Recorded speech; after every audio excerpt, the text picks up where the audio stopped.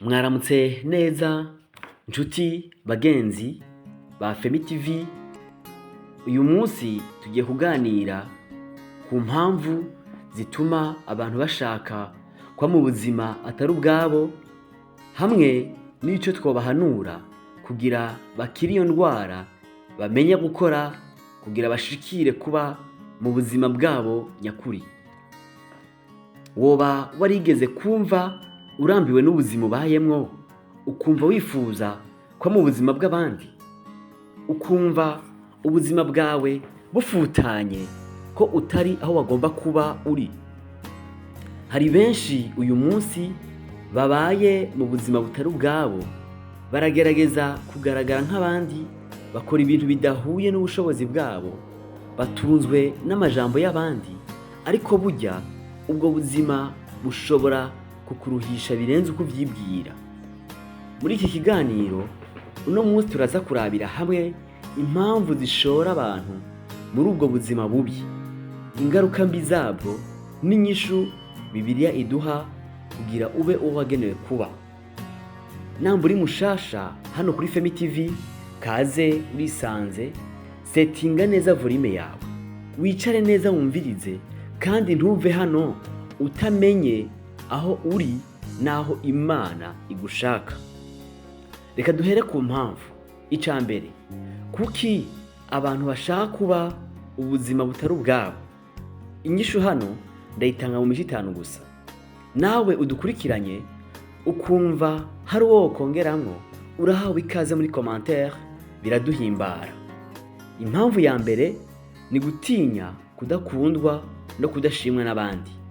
Benshi bashaka gukora ibintu bitabavuye ku mutima, ko bumva baramutse bifashe canke babayeho uko bari batokundwa canke batokubahirizwa, gutyo bakifuza kwinjira mu ishusho abantu bashima atari yabo.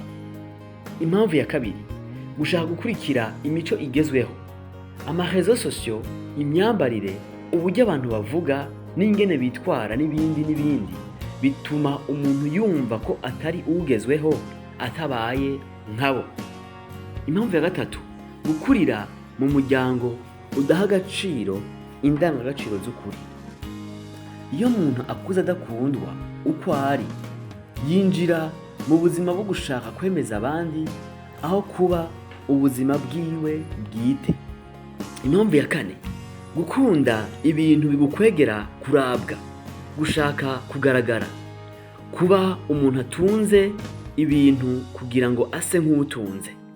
Akarorero, kuba nk'umuntu afise amafoto meza kuri Facebook, Instagram, ariko mu mutima afise ibikomere agendana. Impamvu ya gatanu, gushaka kwigarurira icubahiro utigeze wubaka, kuba ushaka gukundwa, gushimwa, kubahwa, ariko utubatse urufatiro rwavyo. Ibyo byose si ikintu kiza mu mwanya muto, biragusaba ikiguzi, ubunyankamugayo, gukundana nawe, kubaha abandi no kwiyubahisha ubwawe. Ugasanga umuntu yihutira kugira amazina, amafoto meza, imyambarire myiza, kuba mu mazu azimvye, murabazi, ariko ata murongo, ata gahunda afise yo kubaho kwiwe kugira ngo ashobore kubigerako. Ica kabiri, reka tuvuge kuri za ngaruka mbi z'iyo nzira umuntu afata. Naha nyene ndashaka kuvuga kuri 5 gusa. Ica mbere ni kuruhisha umutima n'umubiri. Kubaho mu buzima butari ubwawe birakurambira, birakuvuna, ku buryo n'umushaha wawe ucika intege uko wamana imyidodombo no kwiyanka kuvuye ku buzima uri kubamwo utari kuri level yawe. Ica kabiri ni kudakura ngo utere imbere. Iyo utubakiye ku buzima bwawe ntushobora gutera imbere. Umwanya wawe wose uwumarira kugerageza kubaho nk'abandi aho gutegura ejo hawe haza. Ica gatatu ni guhora uhangayitse. Hari igihe ugeraho utazi n'impamvu uri mu bintu urimo. Buri munsi wumva nta mwanya wawe ufise wo kwiyitaho, wumva muri wewe ata mutuzo ufise. Ica kane, nta guhazwa mu mutima ugira. Uhora wumva ko udakwiye, ko udahagijwe, ko abandi bakurusha, ko ari wowe udafise ikintu runaka. Ibyo byose birakwica buhoro buhoro. Icya gatanu, kuba kure y'umugambi w'Imana. Imana yahaye buri wese umuhamagaro, yamuhaye ingabire n'icerekezo. Iyo utabaye uw'Imana yagushakamwo, uba uri kure yayo n'umugambi wayo, ukabaho ubuzima bw'ubusa gusa bukuruhishiriza ubusa. Icya gatatu, ni gute wokira iyo ndwara yo kwibagira uwo uri ukabaho nk'uwundi muntu? Ni ya nyishu Bibiliya itanga. Ngaha ndavuga amatwi 5 gusa. Iya mbere ni kwiyakira uko uri.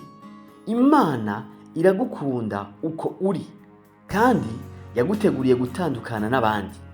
Kwiyakira ni intambwe ya mbere yo kugira amahoro, umunezero n'umwidegemvyo. Icya kabiri, kugira vision ariyo mbono kazoza yawe. Menya aho ushaka kugera. Ntugendane n'abantu gusa kuko ubona bageze kure. Ba ufitaniye isezerano n'Imana yawe. Gendera ku murongo yaciye, ugwanire kutawuvamwo, niho hari ubuzima bwiza yaguteguriye. Icya gatatu, kwiga gukoresha duke ufise. Imana yaduhaye itaranto zitandukanye. Niba ufise ingabire yo kuririmba, yo gutwenza, yo gufasha abandi n'izindi, tangurira aho uri. Nturindire ibintu binini canke ibibanza binini. Iki narakivuze ko bihagije mu ntahe yanje ya Femi TV. Icya kane, ni kureka kwigereranya n'abandi. Nta muntu yagenewe kuba wewe kiretse wewe nyene. Imana irafitiye inzira buri wese. Ntiwigere wigereranya n'uwundi muntu n'umwe, kuko uriyisa, kandi ivyo utari kurakora nta wundi azobigukorera. Icya gatanu, ni gusenga no gusoma ijambo ry'Imana.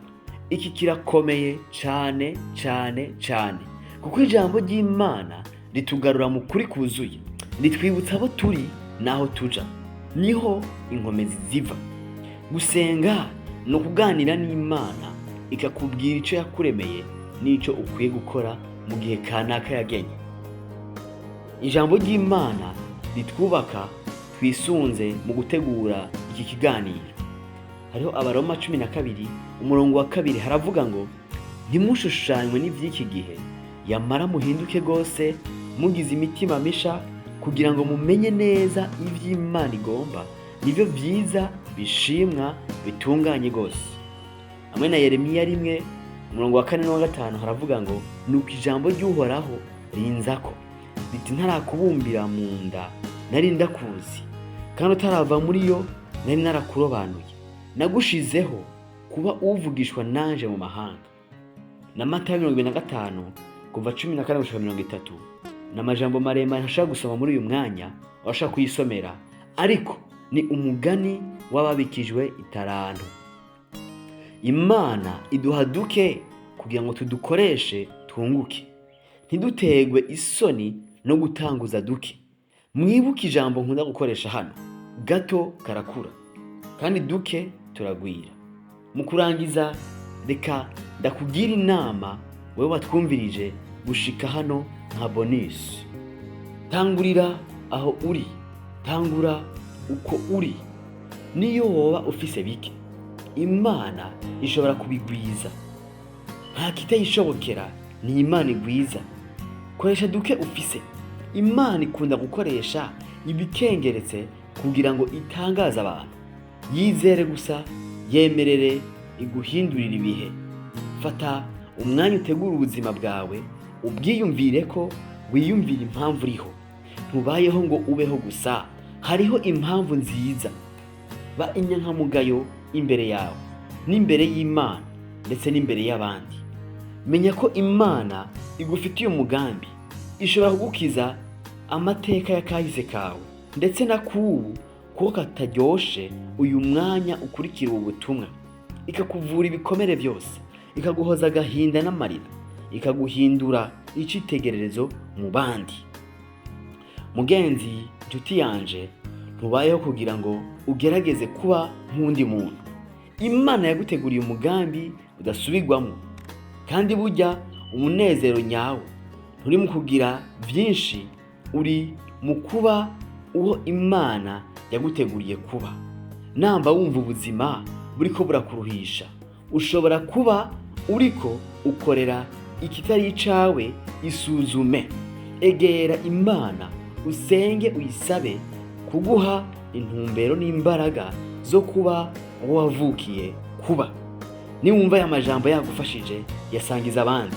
Fyonda like, andika muri commentaire ico wigiye muri iki kiganiro, hanyuma ukoresha aka kanya wiyandikishe kuri Femi TV nimba utarabikora, urungike aya majambo ku muntu wese wumva ariko agerageza kubaho ubuzima butari ubwiwe, aho agihendwa n'isi, aho gukurikira umugambi w'Imana. Ndabasabiye gukomeza, mukomere, ntimurambigwe. Imana ibarinde. Ni Femi TV, ijwi ry'ubutumwa bwiza buhumuriza imitima n'imiryango. Twongere guhura vuba muri podcast ikurikira. Ndabashimiye cyane kandi ndabakunda. À très bientôt.